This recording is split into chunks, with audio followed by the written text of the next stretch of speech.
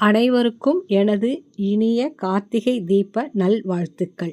கார்த்திகை தீபம் என்பது கார்த்திகை மாதத்தில் கொண்டாடப்படும் ஒரு முக்கியமான பண்டிகை. இது சிவன், கார்த்திகேயன் மற்றும் பார்வதி தேவி ஆகியோருடன் தொடர்புடையது. இந்த பண்டிகையின் சிறப்புகள் சிவன் ஜோதி வடிவில் தோன்றியதை நினைவு கூறும் வகையில் அகல் விளக்குகள் ஏற்றி வழிபடுதல், சிவன், திருமால் மற்றும் பிரம்மன் ஆகியோருக்கு அக்கினி வடிவமாக காட்சி தந்த திருநாளாக கருதப்படுகிறது. இந்த நாளில் ஜோதி வடிவமாக சிவன் வெளிப்பட்டதை நினைவு கூறும் வகையில் தீபங்கள் ஏற்றப்படுகின்றன. கார்த்திகேயன் பிறந்த தினமாகவும் இது கொண்டாடப்படுகிறது. அகல் விளக்குகள் ஏற்றுவதன் மூலம் இருளை போக்கி தீய சக்திகளை விரட்டுவதாக நம்பப்படுகிறது. கார்த்திகை தீபத்தின் போது தீபங்கள் ஏற்றுவது செல்வத்தை அதிகரிக்கும் என்பது நம்பிக்கை. கேரளாவில் பார்வதி தேவியின் நினைவாக திருக்கார்த்திகை கொண்டாடப்படுகிறது.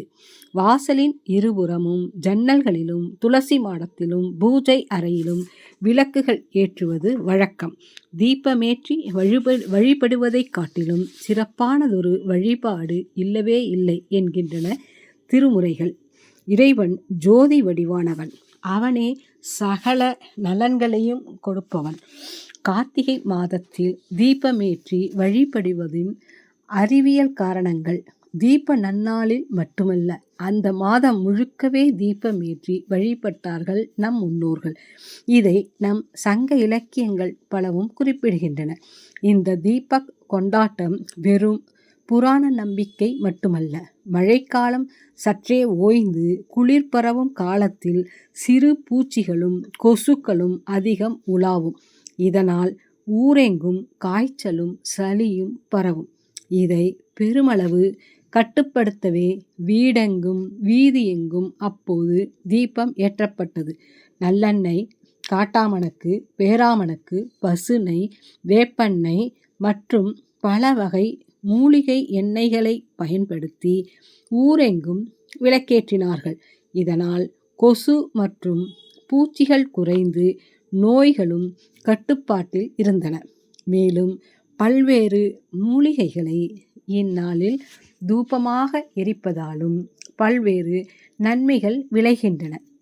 எனவே அறிவியல் ரீதியாகவும் நன்மைகள் பல புரியும் தீப விழாவை சகலரும் கொண்டாடி மகிழ்வோம். தீபமானது இருளை நீக்கி ஒளியை தருவது போல நமது வாழ்க்கையில் இருக்கும் இருளான காரியங்கள் நீங்கி சந்தோஷமும் மகிழ்ச்சியும் பெருகட்டும். நாம் அனைவரும் இந்த தீப திருநாளை கொண்டாடி மகிழ்வோம். இறைவன் அருளாய் சகலமும் பெற்று நலமுடனும் வளமுடனும் வாழ்வோம். நன்றி, வணக்கம்.